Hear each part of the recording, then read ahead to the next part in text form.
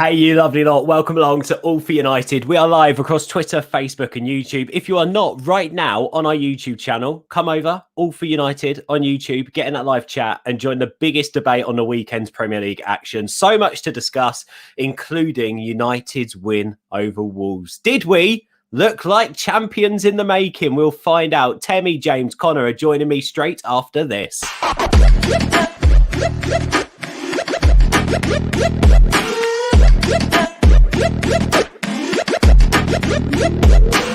Click subscribe to get daily Manchester United content from passionate Reds, only on All for United.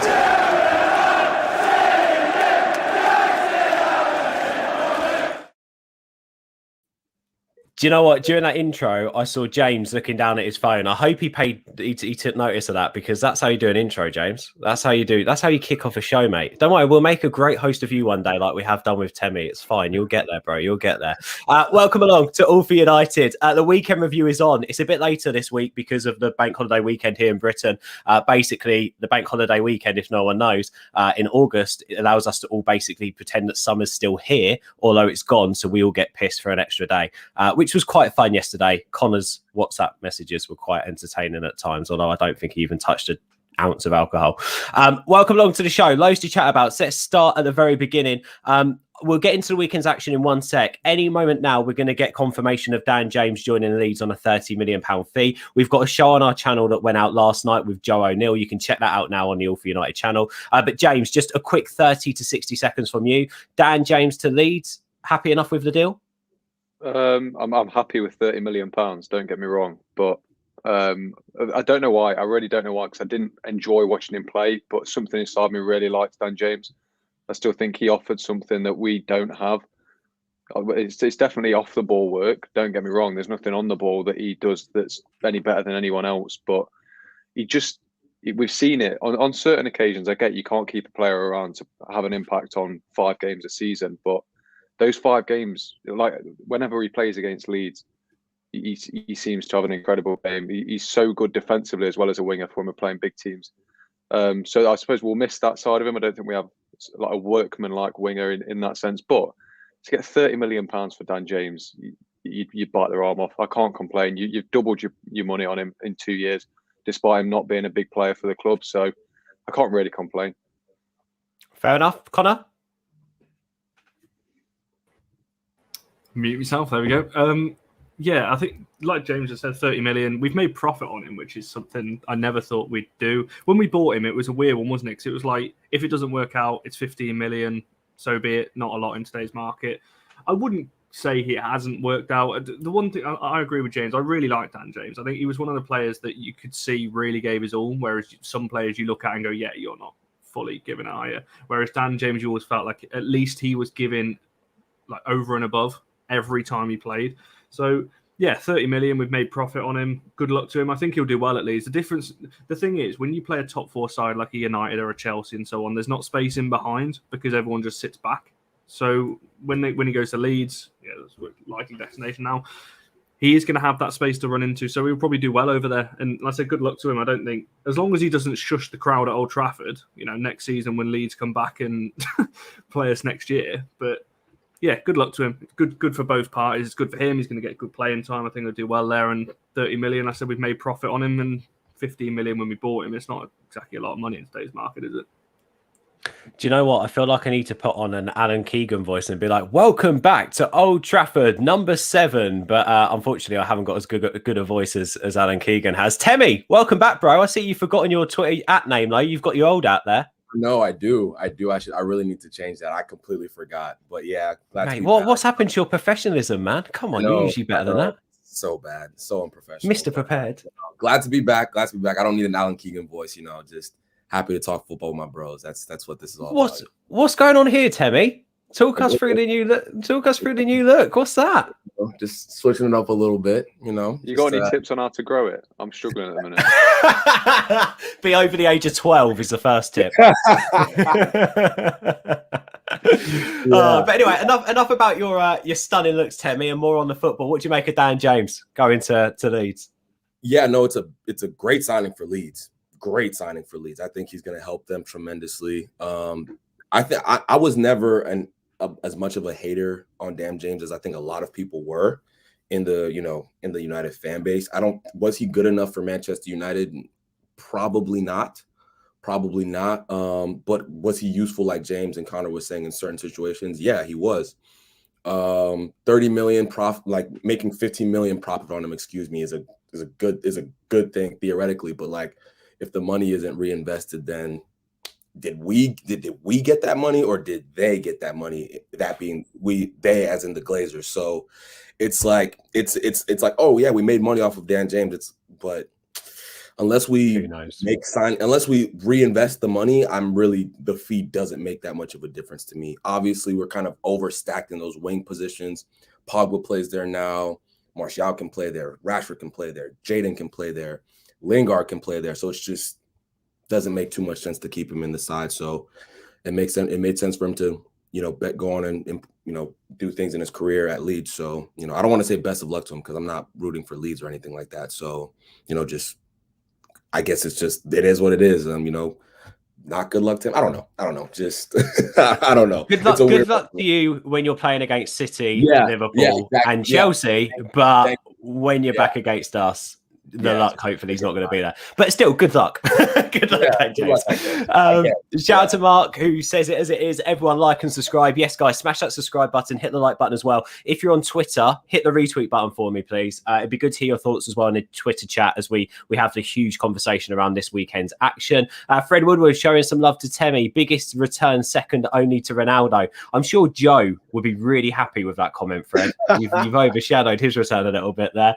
Brown Knight as ever's here, Temi, for you. What did you miss? Well, Temi's back. Look at him, and he's got a beard as well. He's got a little going on. Nat says Jones can learn too. Is talking earlier on as well about Jesse can learn as well. I think Jesse is better, but they're both not going to play. Completely agree, Nat. Loads of comments coming in, so make sure you get your thoughts in as well. But this is the weekend review show. We talk about everything to do with United this weekend and everything not to do with United. So let's start with a game. James, one of the players I wanted to talk about, funnily enough, was Dan James. It's quite an interesting first half because we couldn't get in the game, and I think mainly individual mistakes were down to that. What did you make of that first half performance? Are we seeing second half FC already here with United this season? Possibly, but I think we are. There's been a lot of downplaying just how good Wolves were as well. I think I get United individually weren't great. I don't think they were bad by any means, but I think Wolves were incredible to nullify everything we were doing. They had this weird ability to press really high, put us under loads of pressure, and still sit quite deep. And obviously, when you've got a player like Ruben Neves in the midfield, that gap between attack and defence is no issue. Him and João Moutinho, the players that they are, that gap, the size of that gap is no issue. So I think we really, really struggled. I think if Wolves hadn't have been so switched on at the back, played such a deep line with that high press, I think Dan James really could have thrived. But we've seen it so many times. He really struggles when players are just sat where they probably should be. But yeah, I think to get a win away to Wolves this season is going to prove to be a very, very hard task. So we'll look back on this win and think, fair play. We got the 3 points. That's all that matters. Obviously, I said on the match reaction, it was more. I mentioned everything that went on Twitter. I won't go back over that again. But that was more frustrating than the performance. But yeah, I think probably not the ideal debut for Sancho. Probably not the ideal game for him either. I think that's going to take a few weeks at least to get him really connected with everyone. I think his play style at Dortmund that he really thrived off doesn't translate perfectly to United. So there's going to be a little bit of tweaking from everyone to get him settled in. But as I keep saying, 1-0 away at Wolves will prove to be a massive result this season. I'm sure of it. I think that the majority of people watching that first half who were actually maybe quite disgusted or over the top on United's first half performance hadn't watched Wolves this season. That's what I'm going to say anyway, because I watched Wolves against Leicester and they were as dominant in the first half against Leicester as they were yesterday. I think in the first half against Leicester, they had something like 15 shots on goal, 3 shots on target at the King Power. First game of the season. Fans back in the stadium against Leicester. They played brilliantly. And again against Tottenham, they annihilated Tottenham. How they lost 1-0 is absolutely beyond me. They had something like 27 shots on goal in that game. Something like 10 on target or whatever, but also completely dominated possession against Spurs as well. And this is what I said on Uncut when I said, I don't think United played badly, if you're looking at a team performance, I believe that actually United were more susceptible to individual mistakes than we were playing badly. I thought in the first half there's some really bad individual decisions that sort of led to our downfall in possession and how we were trying to counter that Wolves side. Wolves only had something like 12 shots on goal against us, but they were quite rightly nullified in some areas. I thought our defence looked really good as well. Connor, let me come over to you quickly on, because we're talking about Wolves, because I know Temmie's got a bit more of an analysis on United's performance. So I'll go into that in a second. How impressed, despite losing their first 3 games, Connor, have you been with this Wolves side? They're fantastic to watch, aren't they, at the very least? Yeah, they're a good team. I mean, going into the game against us, I'm glad you said it. Obviously, I don't know if people had watched Wolves, they'd realise how good of a team they were. They'd had 72 shots on goal before they played us in 3 games. That's ridiculous. Like, they're a completely different side now. To like, I'm one of those people, I don't particularly rate Nuno as a manager. I know obviously they're sitting top of the league or whatever at the minute. Great, they won't stay there. But he was far too. Always felt like, yes, he was doing a decent job at Wolves, but he was kind of holding some of the players back. And I think you're seeing that now. They've made some good signings. That I'm going to butcher his name here, but Trincao on the right side looked very good. If Adama Traore could finish, he'd be one of the best players in the world right now, because, I mean, as everyone saw, just completely tearing us apart in the first half. Jimenez hasn't even got fire in yet, and we know what he can do. He's a brilliant player as well. And like James said, the midfield speaks for itself. Those two in there are just brilliant. And I'm glad James said it as well. It was really weird, wasn't it? Because they were like high pressing, but then also when we got the ball back, they always had a solid like back 5. Like there was no space there either. So I don't quite know. I'm not a tactical person. I don't look at the game necessarily too in depth like that. So I don't understand it too much. But it was very. If you're a Wolves fan, there's a lot to be optimistic about, I guess. I know they've lost 3 1-0s now, but they'd come out of those games thinking, how have we not won at least one of them? Now, like you said there, Leicester, yes, away at the King Power, it's a tough start. Then they played Tottenham. I think they had 24 shots on goal. 24 shots on goal, like 8 on target against Tottenham. Should have beaten them as well. But once they start firing and start, hitting the back of the net, they'll be a good side this season. I agree with what everyone said. We'll look back at this and go, I'm glad we got that one out of the way when we did, because I think a lot of teams are going to struggle away at Wolves this year. Mm-hmm. Yeah, I completely agree. I just hope that they don't go down that same way that Graham Potter's Brighton has in some ways. Fantastic to watch at times, play some of the best football in the league, but then putting the ball in the back of the net and winning games, it's a totally different kettle of fish, right? And I think also at the end of that, just to add a full stop to your sentence there, Connor, as well, at least we did that. We finished that game off and we won it. And ultimately, that's going to be the difference between winning leagues and not. Terry, let me come over to you. Look, you've watched the game back this morning. It's fresh in your mind. So tell us, we're all talking shit. What did you see? Yeah, no, I definitely take your points on Wolves, and they're definitely they play football. They play really, really good football. It's entertaining. It was pretty erratic that first half. That's the word I would use to describe it. It was an erratic first half. And I take your points on Wolves being a good side. I view it a little bit differently, only because of some of the things we did tactically that kind of bothered me. I don't understand why we're playing Jadon on the left to kind of start out. Why we kind of drag Pogba away from that left-hand side after we've seen 5 assists in the first 2 games. I want to see him higher up the pitch. I know McTominay is injured. But that being said, I would like to see the likes of Paul Pogba higher up the pitch. I think him and Bruno are working great there together. I'd like to see Jadon on the right. In terms of the overall performance, I was a bit underwhelmed. I'm going to be honest with you. Yes, Ben, you're 100% right. There was a lot of individual mistakes in that first half that costed us. I think a lot of Wolves' chances came from our mistakes. Giving away the ball at the edge of the box, which led to counterattacks from Traore.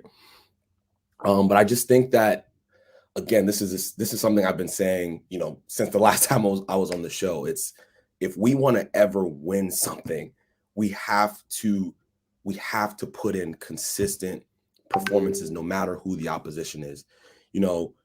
Top sides don't really make, these type of excuses. Like, oh, it was individual mistakes. Oh, it was this. Oh, like, you just have to get it done. And we did today. We got it done at the end with Mason's goal. But,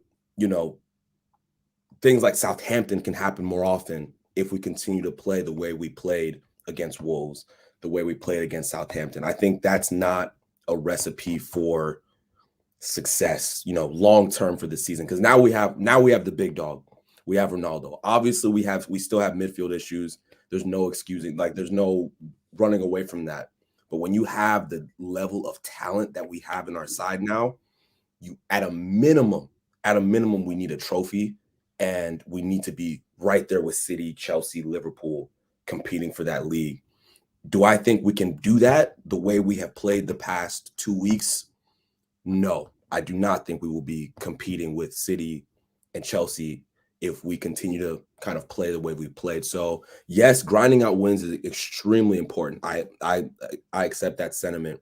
Winning when things are hard is a great test, and we did that a lot last season. We did it a ton last season, actually, coming back from behind. But where did it leave us at the end of the day? We were not competitive at the end, and we don't want that to happen again. So we desperately need to fix up, and I think there's some things we can do to change it. So that's kind of where I am with the game. I didn't get to watch it twice. I'm trying now to watch these games twice so I can kind of, sometimes when you watch it once, it's hard to, you miss things and stuff like that. But I think that from what I saw, that I would just say it was mediocre. That's how I would dub that performance. I wouldn't say we played well. I would echo the Pogba move. I also didn't get against Southampton when we moved Greenwood out of the 9 position for Anthony Martial when he was playing so well there. So I'd echo team selection. I get that, because I also brought up at the start of the game that ultimately against teams like Southampton and Wolves, there's going to be a rugged midfield battle. You know that. I think it's difficult for United to go to a place like Wolves and to win a midfield battle anyway with our options. But when you've got Fred and Pogba in a midfield, and this isn't Pogba hate, please don't take this as Pogba hate, but you're basically not playing with a midfield because Pogba doesn't want to be there. 100%. And I think that was the issue, because I think United as a defensive unit looked good. I don't actually think we defended badly. Obviously, Wolves had a lot of chances, but they're going to have a lot of chances. They're going to have a lot of chances against a lot of teams this season. I think defensively, we were really freaking good, especially in that second half. And I also think within some of the triangles, when it was like Mason, Bruno, Sancho, Pogba, Greenwood, Bruno, when we were getting those triangles together, we looked like quite a fluid team. We're playing quite nicely, but we were always trying to bypass that midfield because we had no midfield, and it was literally that straightforward. I suppose when I say I don't think we played badly, I think that is it. I don't think we played badly. I don't think we played really well. I think in certain parts of our game we played well. But I also think we will see teams struggle. And I understand what you're saying about dominating teams. I get that. I'd love to see us have 90% possession and win games like 6-7-0 or 2-3-0 even. But you don't dominate games at Wolves, do you? You don't dominate games 9 times out of 10 at the St. Mary's either. So also, is there expectations there as well, Temi, start of the season, maybe? Sorry to cut you off, but to that, I 100% agree with that. Going to Wolves is always going to be difficult. But I'm thinking about it like this. How many passages of play can you remember, or I can remember, that were really threatening? Like when I say I just can't remember. I really cannot. And I just watched this game. I can't remember 5 passages of play where I'm like, whoa, we really shook them up there. You know what I mean? And I think that, to me, that no matter what, we have to have moments, even when we're on the road, where we're at least making them think. I think a lot of the time when we're going forward, especially trying to get through that midfield, like you said, the defense was amazing. I thought Harry was excellent. I thought Varane was excellent. I thought AW. How does Lindelof get back in this side, Temi? He probably doesn't. So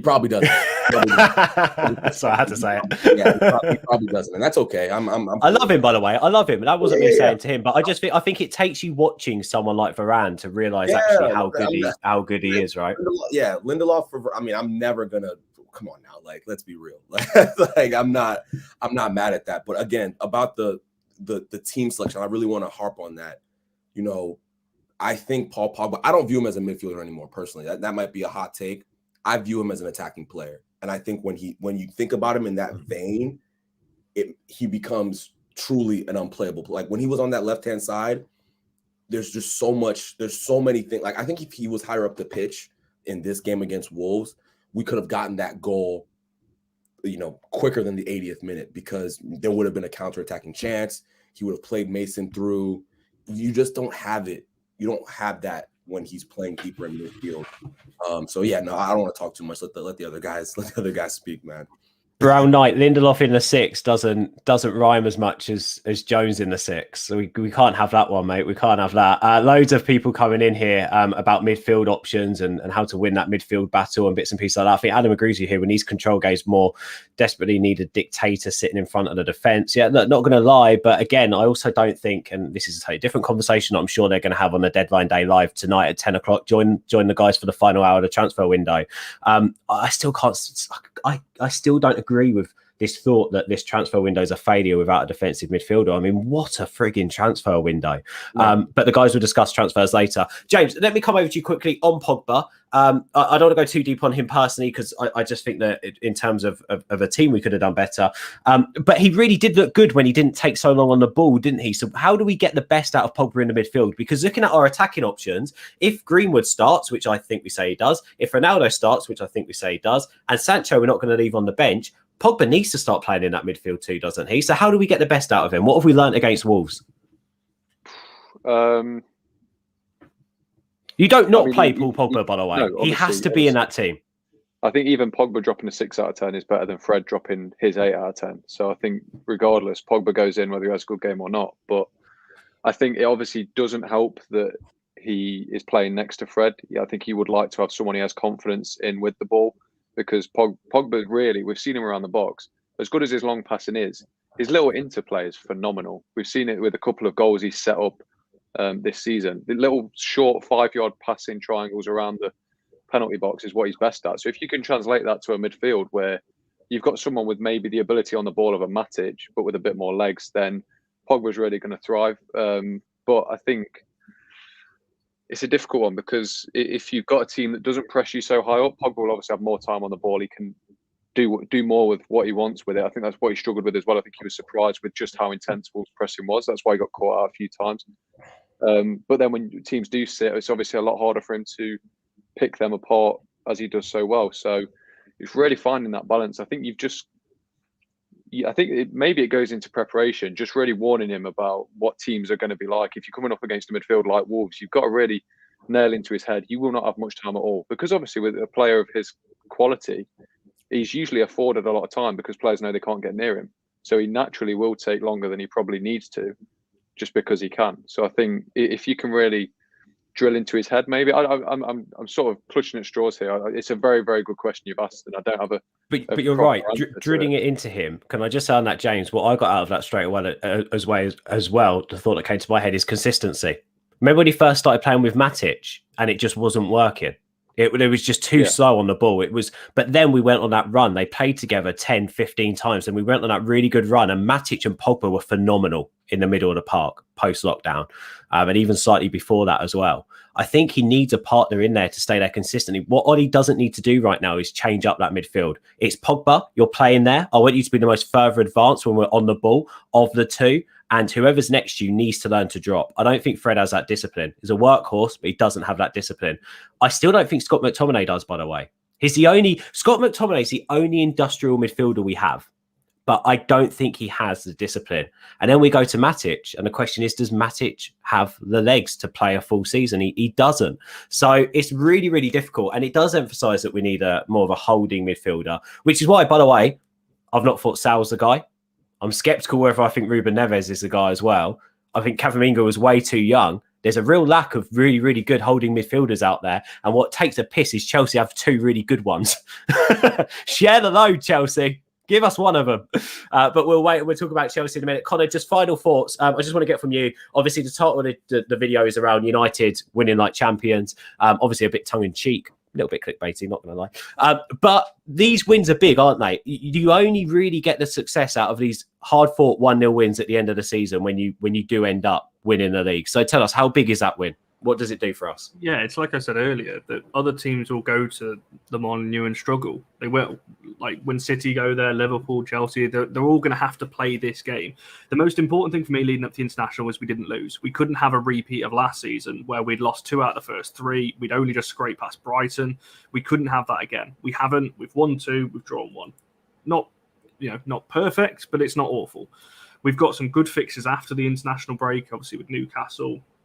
I think we've got like West Ham and Villa are in there as well before we go on that really tough run in October. So we need to get as many points as we can. So yes, of course it's important. I said we won the game. I said people's reaction was you'd think we'd lost with the way people were going on about it. But it's 3 points. Wasn't brilliant. But let's not be real. Ronaldo's still to come in. Cavani still yet to hit the ground running. Sancho hasn't hit the ground running yet. Rashford's still to come back in. Pogba, once he's got used to playing back, obviously he's been playing on the left. Once he gets used to playing back in the midfield, which is likely going to be for the rest of the season, we are going to be a threat this year. So picking up 3 points away at the Molineux is a big result. We take it. We move on to the next one, obviously after the international break. And once players start fully firing, I think that's the thing. We're winning games at the minute without most of our best players. Let's not be real. Like I said, you're talking obviously Ronaldo to come in, Cavani, Rashford, Martial, Sancho. They haven't even started firing yet. So that's a scary thought in itself. Mm-hmm. Yeah, I completely agree. God, think about the player Greenwood's going to be towards the end of the season as well. It's scary. And Sancho always peaks around November, December too. So a lot to come, which is why he needs game time. Let's move away from United. Then we talk about everything to do with United from the weekend and everything that is not to do with United. And let's start in a place that's become familiar, but let's hear from a different voice on what's happening there. Arsenal.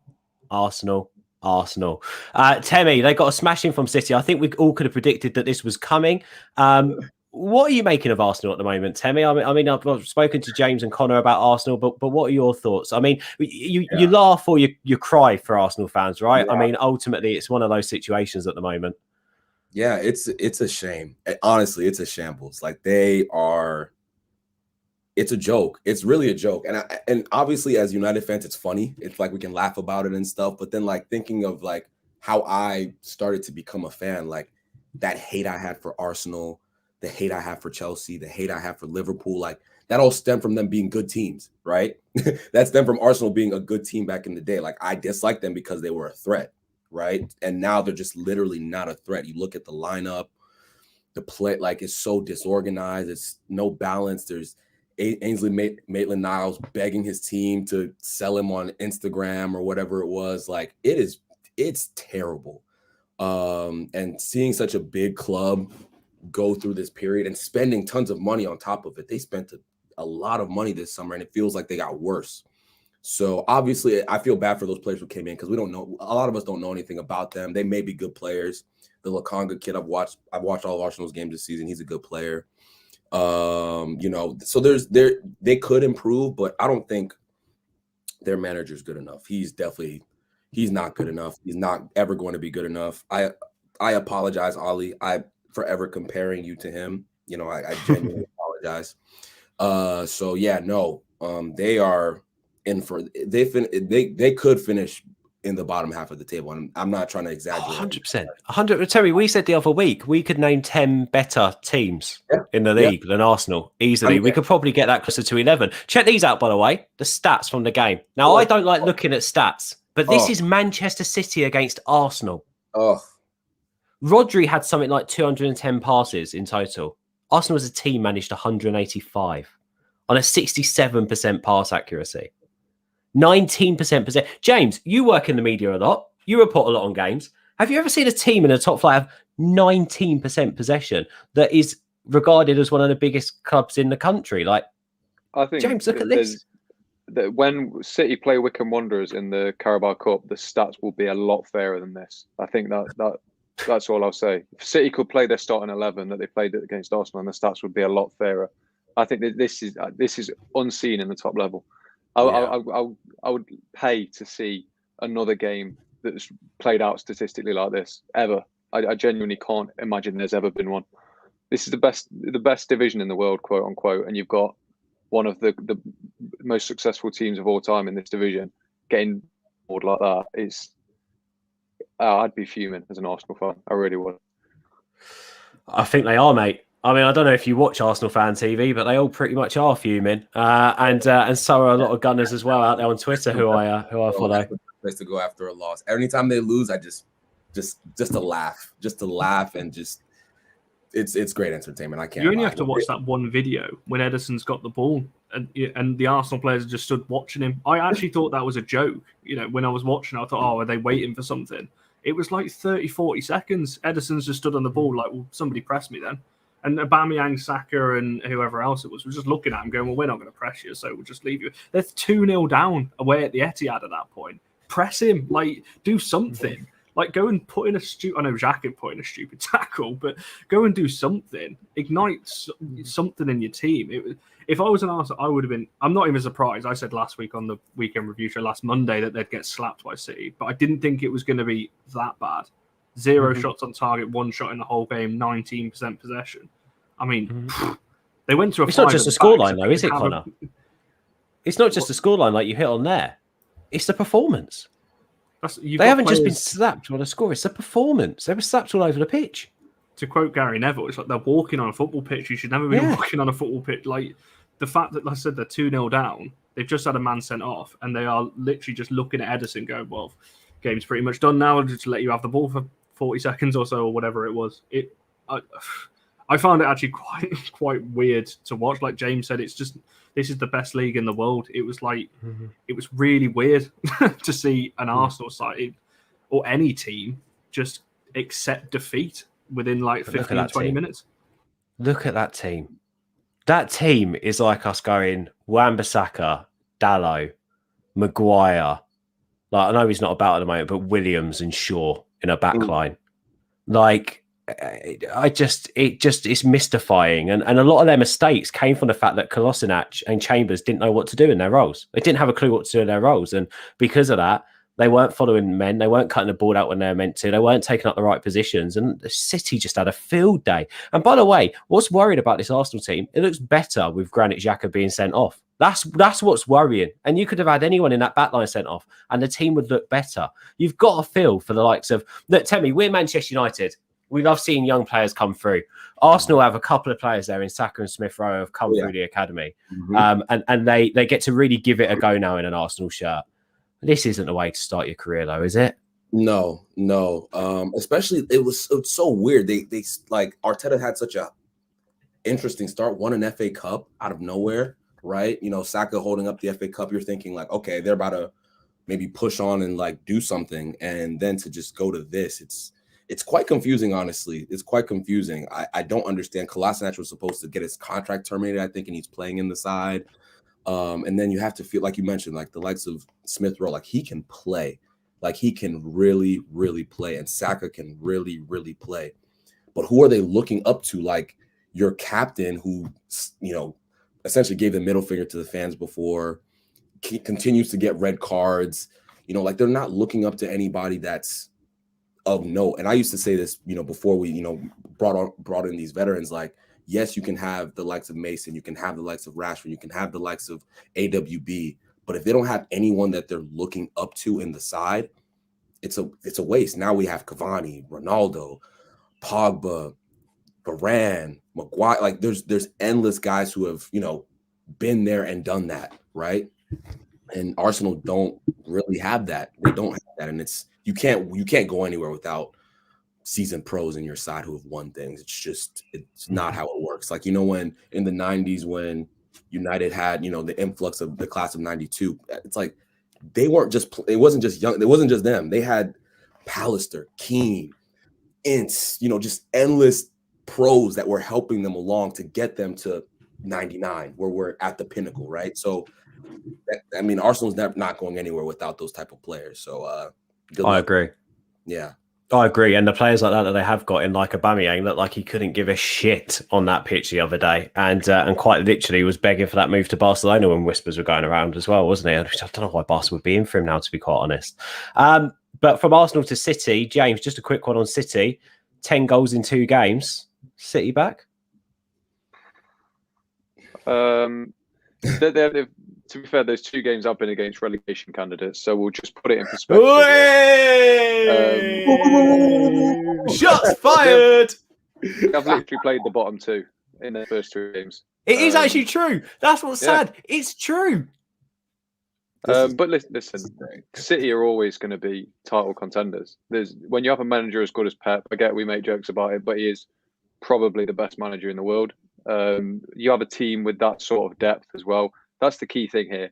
The depth that City have. City's entire bench, every single man on that bench gets into Arsenal's starting 11. That's what's great. That's what's crazy about it. There's not one player you swap in City's entire 20-man squad that they brought with them that doesn't get into that Arsenal starting 11. So they're always going to be there or thereabouts. Whether ourselves, Chelsea, Liverpool have enough to stop them again, it remains to be seen. I do feel like there's going to come a point where, Pep said he's going to leave in 2023. I think there's going to be a point where he just sacks the league off for a season and goes all out to win the Champions League. Because I think he's won the league, 4 times with City now. It's just another one to him. I think he's going to really need that Champions League for his own personal gain more than anything else. So we probably might come to a point in the season where if it's close, we'll have the edge on them in that sense. But listen, City have never been gone. Don't get me wrong. City have always been, last 5 years have always been title challengers, have always been battering teams 5-0. It's normal to them. That's what's scary about this. This was just normal to them. You expected it. Well, look, enough about this season's second best team in the league, Manchester City. Let's move on to the 2 biggest decisions of the weekend. We've got 2 red cards to talk about. So after this, we'll talk about Liverpool against Chelsea. But first, let's talk about Xhaka's sending off. First of all, let's come to each of you. Just yes or no. I'll take it you've all seen it. Xhaka's red card. James, was it a red? Yes. Temi, red? Yes. Connor, red? 100%. Cool. I love that we're unanimous on that. We had a couple of comments saying it was never a red card. I thought it was a red card. I thought it was reckless. He was off the ground and he was over the ball and he made decent enough contact. It has to be a red card. No doubt about it. Although Souness tried to say that Pogba's tackle on Neves was similar when it was nowhere near the same, which was very, very odd. If anything, the tackle from the Wolves player on Bruno Fernandes on the edge of the box in the first half was the same. Really weird comparison for Souness to make. So we're in agreement that was a red card, even though Brown Knight is saying it's not. Sorry, Brown Knight, we're going to miss your comments on that. We're right. We're always right. You know this by now. What about James's red card? James, let me come over to you first. Was Reece James, was it a sending off for handball? I hate to be that guy. Technically, it was a sending off, but I can really, really see how people don't want it to be and how harsh it was. Oh, my God. I'll tell you what, you're going to have splinters on your arse if you keep sitting on a fence like this. In my personal opinion, if you take the rules out of it, it's not... That's all that matters. That's all that matters. Personal opinion for now. That's all that matters. Then I don't think it was a red, but it technically is.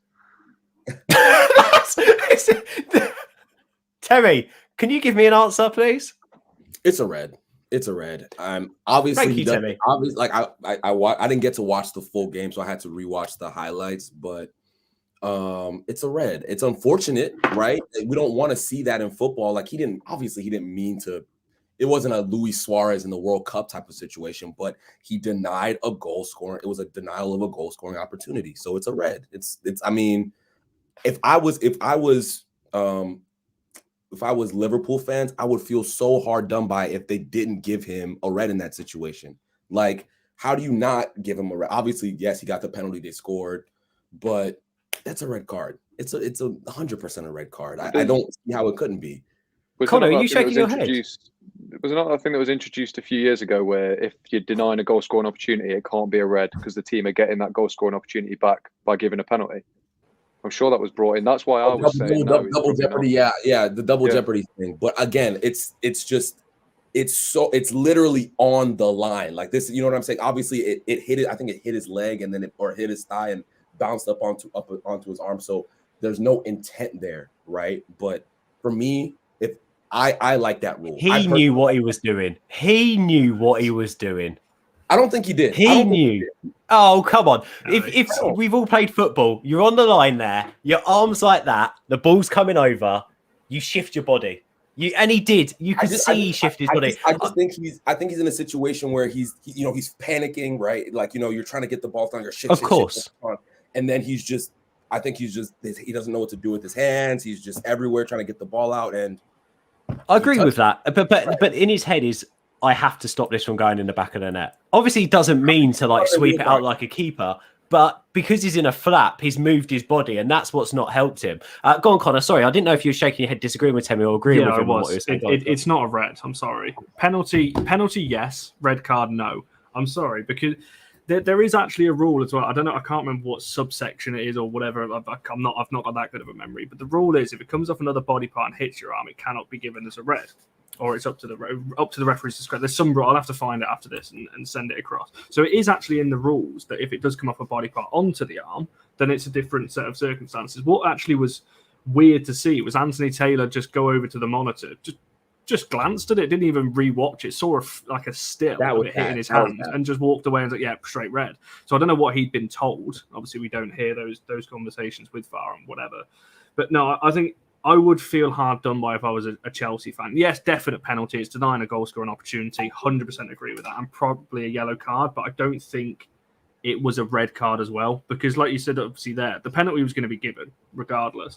They were probably going to score from that. Yellow card, yes. But you're talking there about Penn, I think you were saying like he intended to do it. If something's coming, like you tell me what you're saying there, he's obviously panicking. He's lifted his leg up to block it. The ball's coming there. Your natural reaction, if anything's flying towards you there, is to do that.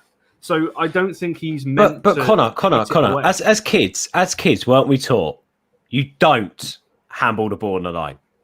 You just don't. You can't use your arm in the penalty box. And ultimately, if you're stopping the ball from going in the back of the net with your arm or your hand, it's handball, whether it's accidental or not. And you're stopping that team from scoring with your hand. The only person who can legally do that on a pitch is the goalkeeper.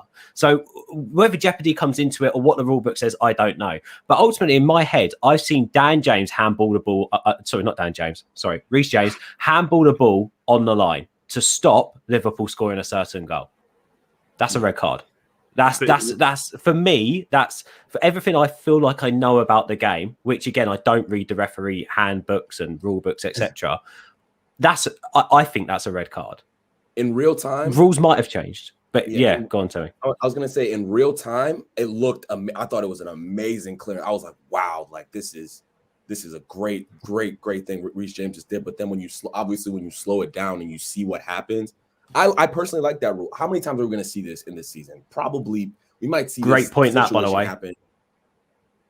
Yeah, great point that by Hammer. It's why you see defenders like that on the line, and I get it, but he wasn't. He was like this. His body was made bigger because of the way his arms and legs were. I'm not saying he meant to go like that and bloody boom it off the line or whatever, but he has. Like and you can see it, he has. Again, I'm not arguing back with you and James on the actual rules. I don't know what the rules state now in terms of hitting the leg and hitting the arm, whatever. But I'm just saying, from everything I feel like I know about the game, that's a red. Like jeopardy or not, you've handballed the ball on the line to stop a certain goal. Surely that's a red.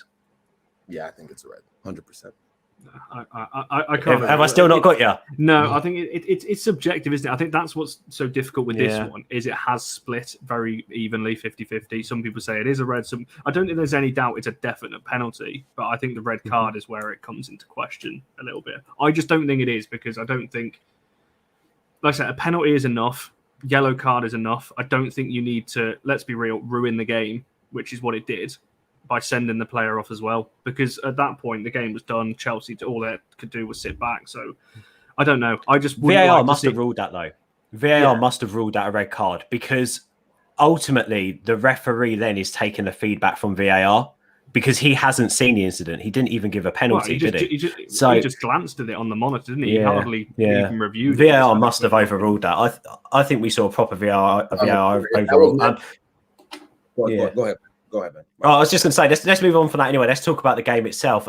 Look, obviously, we didn't get the game we wanted in the second half, but what we saw from the first half there, James, I'll come to you first. What did you make of Liverpool and Chelsea? Evenly matched, or was you more edging towards Chelsea? Because I thought they personally looked the better team in that first half. I was expecting them to be the better team. I think they probably did, as you say, just edge it. I think it was two very, very well-matched teams, don't get me wrong. It was, from a sort of a tactical point of view, it probably wasn't the most interesting of games neutrally, but to watch it from a analytical aspect, it was quite fascinating in how they sort of cancel each other out. I think they will definitely. It goes without saying they're both going to be up at the top of the league at the end of the season. But I think for Liverpool in that second half, they will be very disappointed. I think it was 0 big chances created in that second half against 10 men.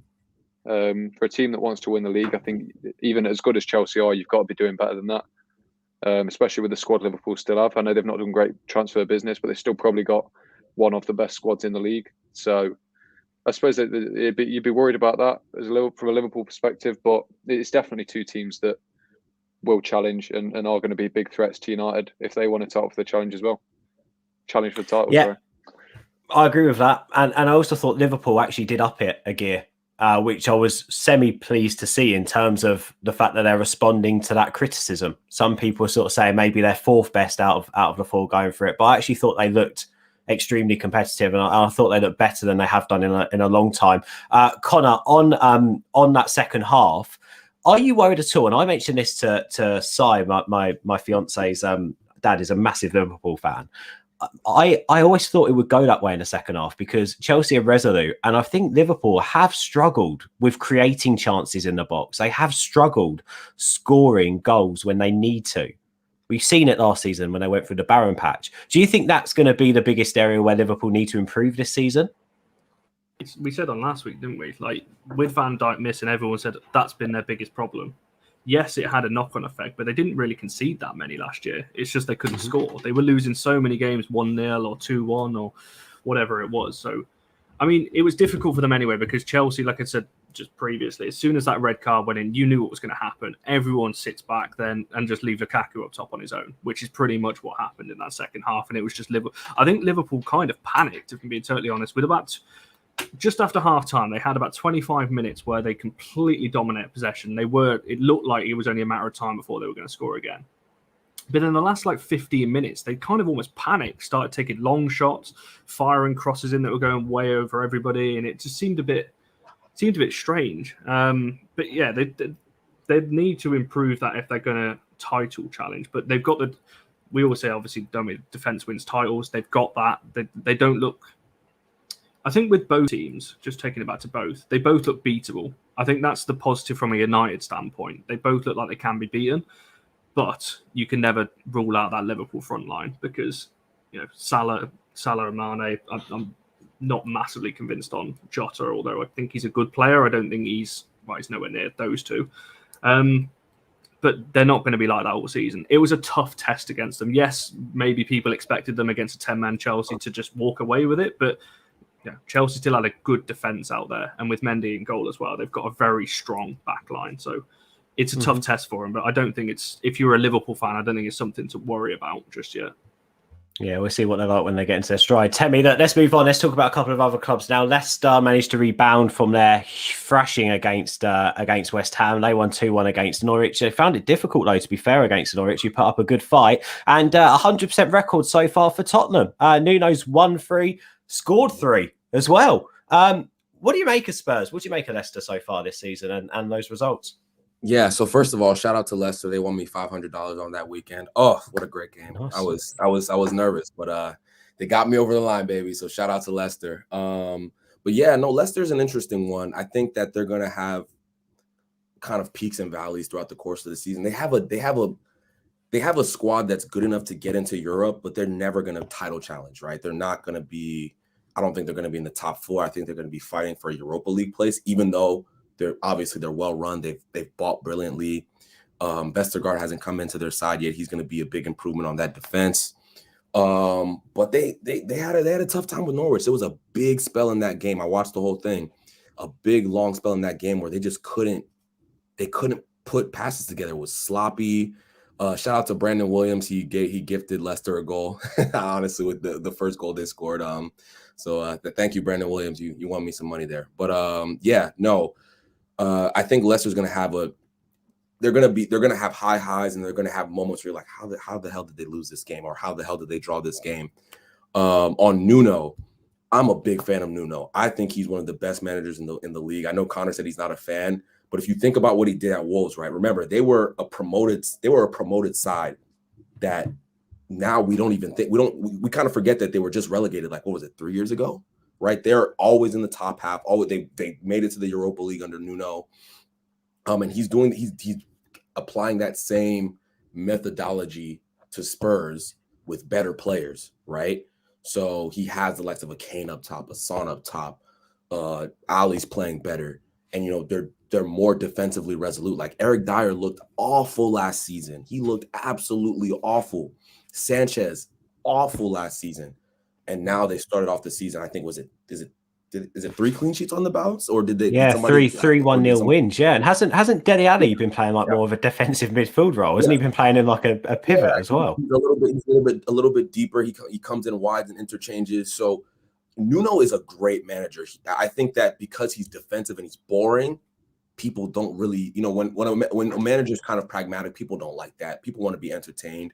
But he's going to grind out results for Tottenham, and they're going to be pushing for a European place. Like, I believe that. Like, we're going to be bored. Like, you're going to watch Tottenham. You're probably going to fall asleep, right? You're not going to enjoy it, but they are going to be effective, especially with Kane being in their back. They're just going to score goals because Kane is that great. And now they have the defensive solidity that Nuno brings to a side.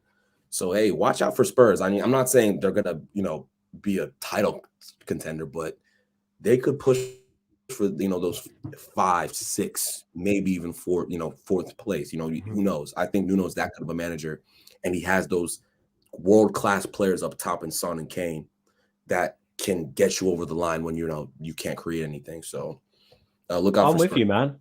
I think that best of the rest battle is going to be really interesting this season. And I think that all those teams are capable of taking points out of the title contenders as well. A couple of others, James, people talking about West Ham. Obviously, they didn't extend on that amazing victory against Leicester. They drew 2-2 in the end with a Palace side that have struggled actually in front of goal and still haven't won a game yet. And Everton looked fantastic against Brighton, who last week we were complimenting for looking brilliant at the start of this season. So what have you made of those two results? I expected, to be honest, West Ham to beat Palace comfortably and Brighton to do a job on Everton this weekend. I was shocked. Yeah. Can I just say on Spurs very, very quickly before I answer that thing? Because I think... Oh, shall I let you? Special request. Come on. It's only literally going to be 5 seconds. But with Nuno, I feel like he will turn Spurs into like an improved version of Wolves. They're going to be quite hard to beat this year, but they're never really going to threaten the Champions League places. I think that'll be it. I think there's probably going to be a few games where they've battled well and lost. There's going to be a few games where they've got fortunate and won, like Wolves were in their prime. I think it's just going to be like that. They're probably going to finish 5th realistically. Yeah, but I think there's going to be a good 5-6 points between them and the Champions League places. But yeah, the results at the weekend, I didn't actually get to watch any of the games because I was covering a non-league game, but it's so hard to know what to make of teams like Everton and like West Ham this early in the season, especially with the way West Ham obviously finished last season incredibly well. They're without Lingard now because they're fucking stupid. But it's going to be very... you've got to leave it 10 games to see what they do. Obviously, Everton could still lose Richarlison as well. But when you've got a manager like Rafa Benitez, I get we all don't like him. He was a Liverpool manager, but he is a very, very good manager.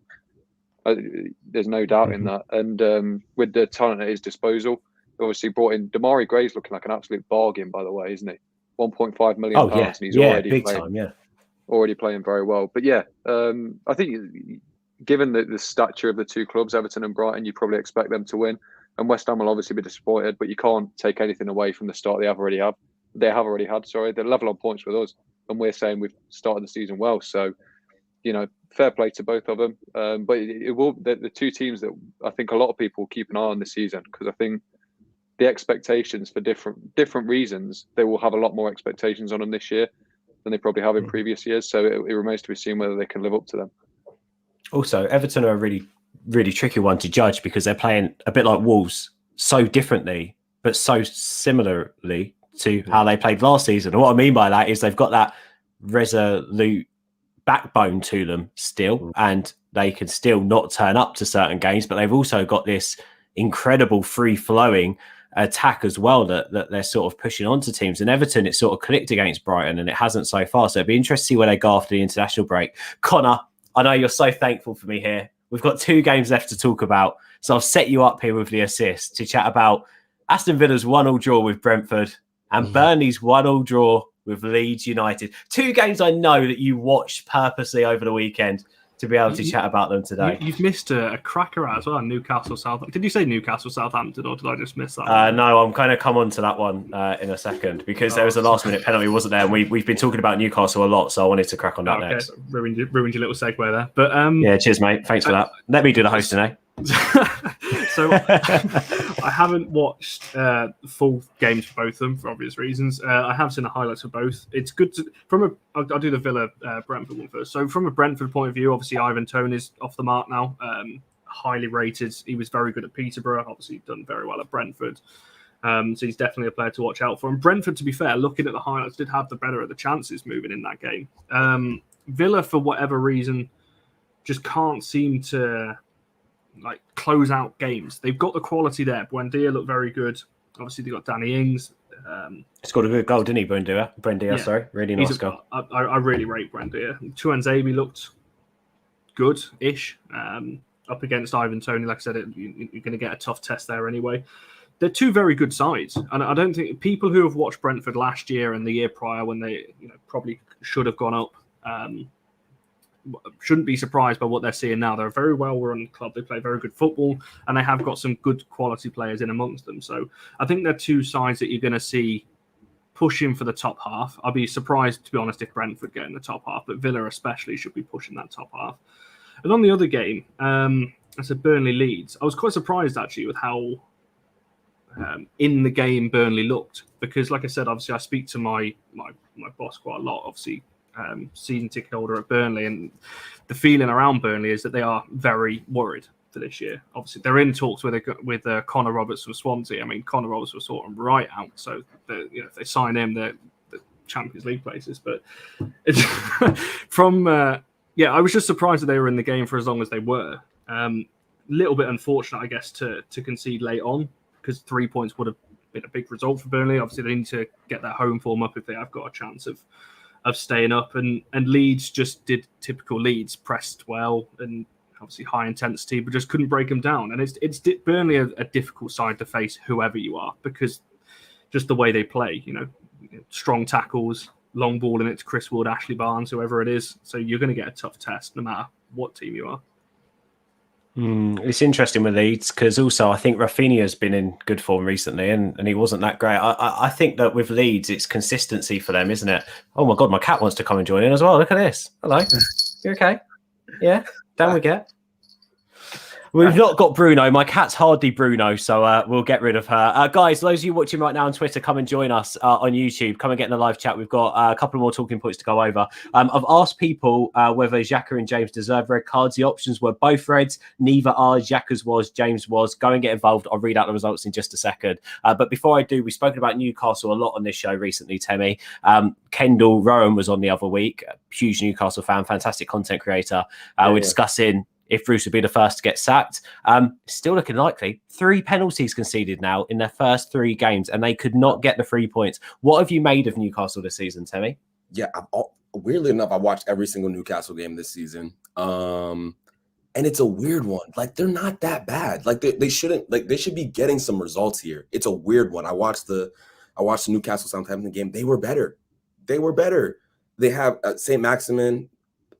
If he wasn't playing for Newcastle, if he was playing for an Arsenal, right, a big club, people will be saying he's arguably one of the best wingers in the league. He is a special player. Callum Wilson, really good striker. He's a really solid Premier League striker. But it's just the mental side of the game that I think a manager, a manager kind of instills in your side. That it's missing. There's just something missing there that keeps them where they are, if that makes sense. To get that big winner, St. Maximin's in the crowd cheering with the fans. I'm even hyped for them. I'm in my bed just watching, damn, this is a great game I just watched in the morning. And then to go to just give up a stupid penalty right at the death. It's just, I pity Kendall. I pity Newcastle fans right now, because it's just frustrating. It has to, and then on top of it, they're not getting the players they need to get in the transfer window. You know what I'm saying? So it's I just think it's going to be same old Newcastle, probably in that 14th, 15th, always flirting with relegation type of side, even though I think they could be a little bit better. right? If they, just did a couple things and had that mentality shift. I think there's like the fans are angry, and it kind of just the owner's bad, and kind of just trickles down into the players, right? Because those players aren't bad players.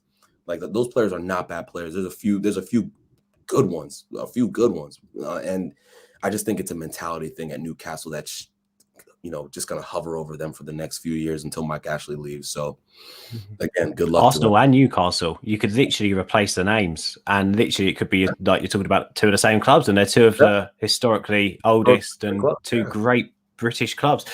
James, let me come over to you just quickly. Final thoughts on Newcastle. Did you see a bit more fight from them this weekend, or do you still expect them to be in a relegation scrap this season? And anything for them today? I've seen nothing at all about them doing any business today. It's like Joe Willock's going to be the only one in. I think on their game, to draw against Southampton because of a last-minute penalty, I think deserves a bit of credit. Obviously, Southampton aren't a bad team. As Temi said, they were probably Newcastle were probably the better team. Obviously, just giving away a penalty in the last minute is pretty inexcusable, but either way, I think transfer business-wise, I'd be a little bit annoyed if I was a Newcastle fan. I think, given Mike Ashley doesn't spend a lot anyway, for their sole outlay of £25 million to be on Joe Willock, who did well on loan, don't get me wrong. I do think it was very much a purple patch. You're not going to get those same performances from him again.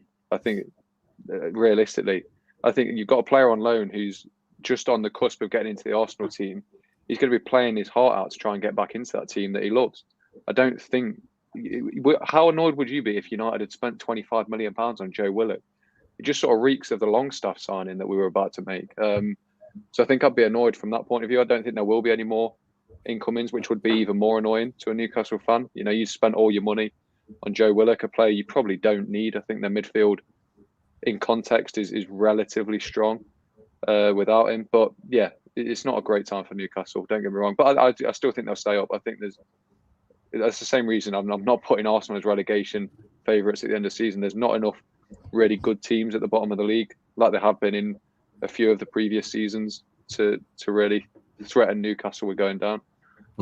I think we're going to lose a Premier League club this year, though, and I mean like a Burnley, like a Newcastle. I mean, I know we say Arsenal for banter purposes, but do you know what I mean? I feel like we're going to lose a Premier League stalwart this season, because I think Brentford are too good to go down this year, just from what we've seen from them. I don't think they're going to go down. So it's going to be interesting. Right, final point I want to hit on. I put the poll up. Did Xhaka and James deserve red cards? 180 people have voted to this point so far. It's been up for a few minutes. 43% have voted that both are red cards. 10% have said neither are. 40% have said Xhaka's was, and 7% have said James's was. So I think that more steers in the favour that I think more people think both are reds, but a lot of individuals saying that on a standalone that they think Xhaka's was, but maybe James's wasn't. So interesting. Very, very interesting. Let's just hope Connor's not in the VAR room when, I don't know, Jordan Henderson handballs the ball on the line in Man United against Liverpool, because it won't be a red. Let's take it from there, shall we? Guys, stay and keep it all for United. Hit subscribe, hit like on this video, please. Stick with us. Tonight at 10 o'clock, we've got a deadline day special. Connor's putting his yellow tie on, and he's going to be like the man on the ground. Joe's hosting, and Connor's going to be like looking at all the deals going through and being like, oh my God, look, Maitland-Niles is going to Reading. So I can break some news to you right now. We've had a... Oh, here we go. Come on, sorry, what's your breaking news voice? We've had a late transfer, you see. James Rich is taking over hosting duties on tonight's All for United 10 o'clock special. So I'm afraid Joe out. Because Joe's a bottle job. So James is hosting it. Sorry, Ben. I mean, I didn't want to either. But I was going to be like, guys, watch the show because it'll be better than Sky Sports. I was going to big it up. Come on, you can. Connor, do you want to host it? Leave the silent alone. Leave him alone. That's it. Well, please watch tonight, because if not, James will go to bed sad, and you don't want a little boy to be sad at bedtime, do you? So please watch tonight. Anyway. No, it's going to be a great show. James and Connor tonight doing deadline day. It's going to be wicked. Ditch the big sports networks and join us for a watch along for the final hour. I believe This isn't me putting words in their mouth. They're going to discuss and rate United's transfer window, talk about a few rumours. Some rumours have come out, by the way, in the last few hours surrounding Jesse Lingard. And this isn't me just bigging it up. Apparently, if he agrees an extension at United, there is still a chance he could go on loan. Who knows? That might happen. Fabrizio Romano's come out and said United aren't interested in letting Cavani or Martial go, despite late interest from PSG and Barcelona. But we'll wait and see. Join us tonight, 10 o'clock. We'll take you through the last hour of the deadline day window, of the transfer window on deadline day, and get some reactions to some of the deals that are going to go through last minute as well. Connor, James, get your yellow ties at the ready, please, because I want to see you with yellow ties. Temi, thank you for coming back, bro. Hope to see you again soon. It's always a joy to have you, mate. And thank you guys for watching. Hit like on the video. Keep supporting what we're doing, and we love you all. Cheers. Ciao for now, guys. And this is a point where I play the intro.